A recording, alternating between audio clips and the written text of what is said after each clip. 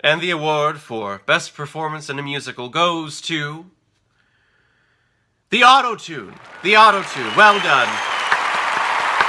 Well done, Autotune. Well done.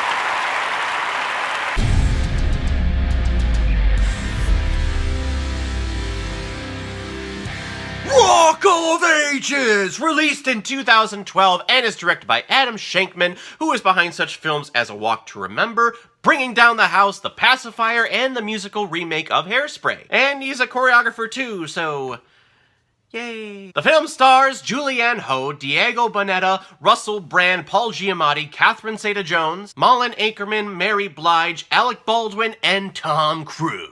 This movie is, of course, based on the 2009 Broadway rock musical of the same name. Sherry is an innocent woman from Oklahoma with dreams of becoming a singer and has arrived in Los Angeles. However, 5 minutes after stepping off the bus, she is robbed and everything she owns, her records, is lost. Drew, who is a beer boy at the Bourbon Room, sees this and takes pity on Sherry and is able to get her a job as a waitress at the establishment. You can just see the romance blossoming. But the Bourbon Room is in financial crisis, and they hinge all of their bets on getting one stellar concert from world-renowned rock star Stacey Jax, played by Tom Cruise. But Jax is an elusive rock star, always drinking, or high, or sleeping with a lot of women. So there's a good chance that he won't show up and the Bourbon Room will have to close its doors forever. And this is known in the theater world as a jukebox musical, which is a musical that takes already established songs, they put them into their show, and they use them as their musical score. So for example, in this movie there will be a scene happening, and then all of a sudden one of the actors will just start breaking into I Can't Stop This Feeling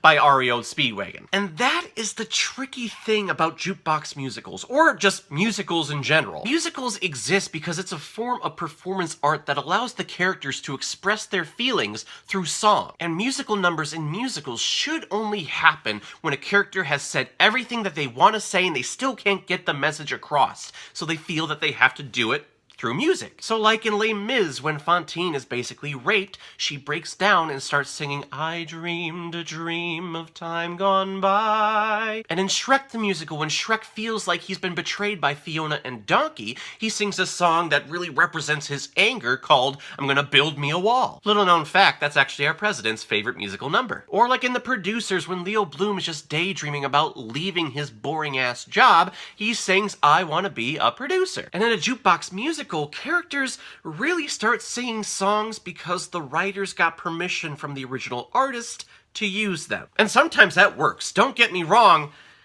just not here. I can almost guarantee you that when this show was originally being written, they had a stack of songs that they wanted to use, and so they tried to develop characters and a plot around these famous rock songs. I think I give it more of a pass in live theater performances, but here in the movies, it just pisses me off. Plus, it was super confusing. You know, these are famous rock songs. Everyone knows them. And this show takes place in the 80s, so you're singing these songs, but you're passing them off as the character's own original work. And I'm just like, ugh. No. You have Journey, Pat Benatar, Foreigner, Bon Jovi, Poison, Guns N' Roses. All of these bands are mentioned in the film, but all of these characters start singing these songs as if they're coming up with them off the top of their head. And at one point, the bar manager says, all right, you can play, but no covers. And then the guy gets up there and starts singing, I Wanna Rock.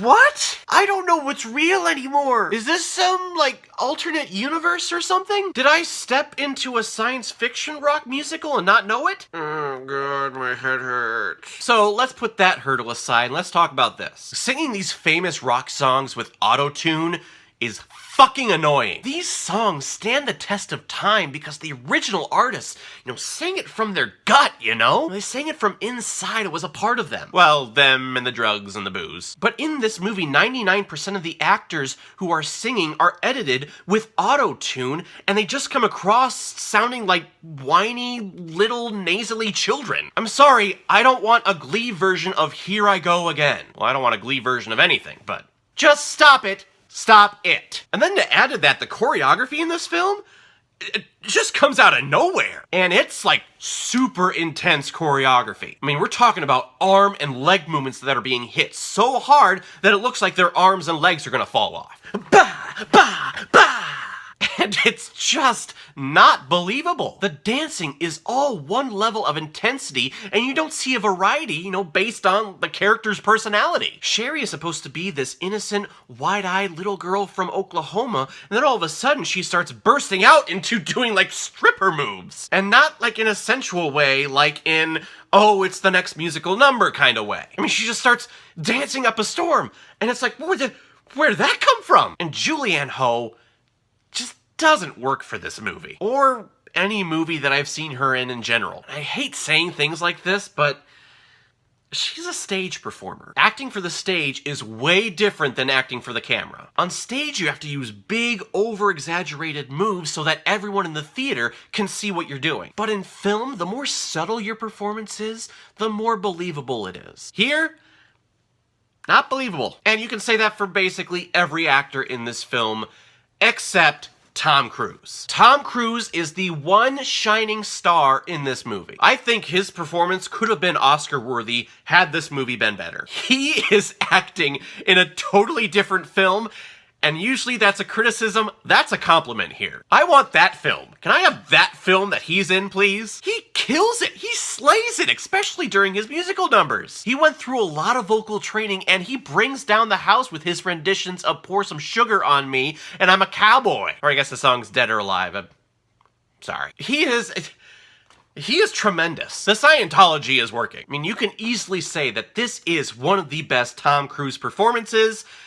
It's just forgettable because this movie is forgettable. So, in the end, Rock of Ages is just another musical for musical's sake. The songs are there, 'cause. And the actors covering these 80s songs don't do them any justice at all. And you have to blame the majority of this film's failures on the director. His choreography does not work for the film, and he doesn't give the actors any build to their character. All of them are dancing and singing like this is a Broadway show, but this is not a Broadway show.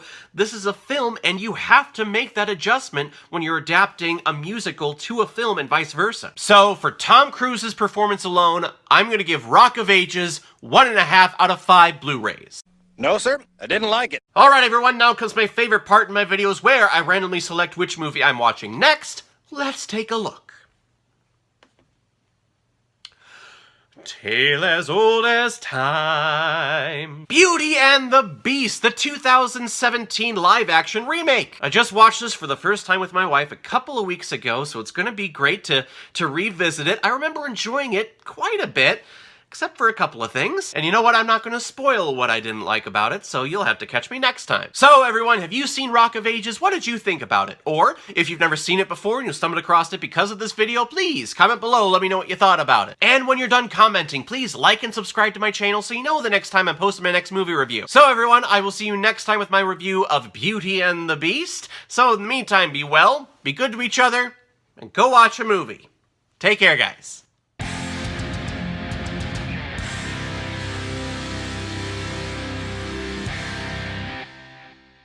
Take me down to the paradise city where the grass is green and the girls are pretty.